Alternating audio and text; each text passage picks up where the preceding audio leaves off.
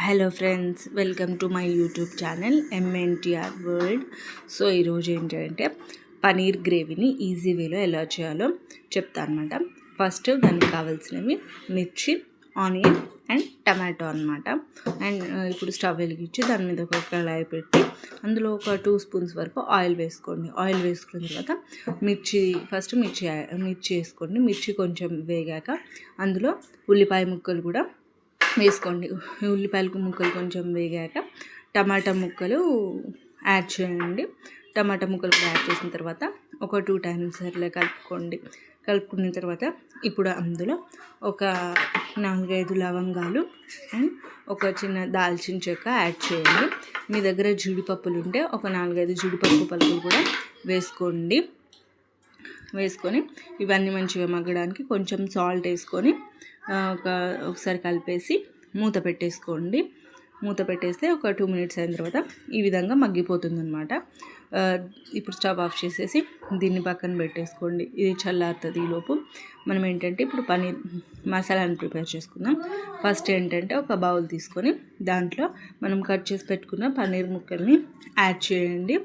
Add చేసేసి ఒక 2 table spoons కారం వేసుకోండి. కారం అండ్ ఒక టేబుల్ స్పూన్ ఉప్పు, ఒక టేబుల్ స్పూన్ ధనియా పౌడర్, ఒక టేబుల్ స్పూన్ మసాలా, ఒక 2 టేబుల్ స్పూన్ ఆయిల్ వేసుకోండి. ఆయిల్ వేసుకొని ఇట్లా ఈ విధంగా మంచిగా కలిపేసి వాటిని ఒక 5 మినిట్స్ పాటు ఫ్రిడ్జ్లో పెట్టేసేయండి.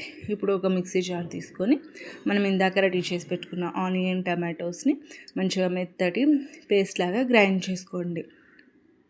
ఒక 2 టైమ్స్ అట్లా గ్రైండ్ చేసుకుంటే సరిపోతుంది. ఈ విధంగా మనకి కొంచెం మెత్తగా వచ్చేస్తుంది అనమాట.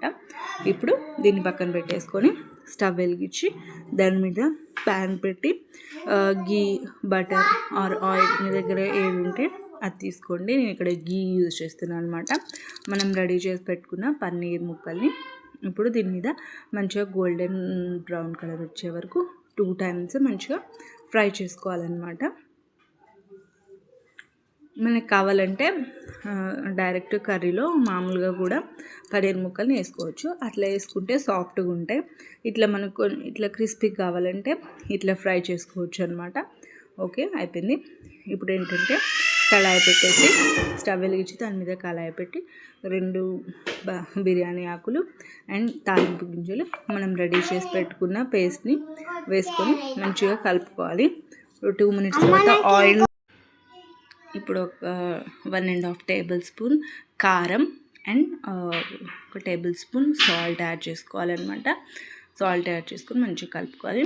ఇప్పుడు ఒక 2 మినిట్స్ తర్వాత ఇట్లా మంచిగా ఉప్పు కారం కలిసిన తర్వాత మనం అందులో ఫ్రై చేసి పెట్టుకున్న పన్నీర్ ముక్కల్ని వేసుకోవాలన్నమాట. వేసుకొని ఇట్లా ఒక 2 టైమ్స్ మంచిగా కలుపుకొని మూత పెట్టేసుకోవాలి.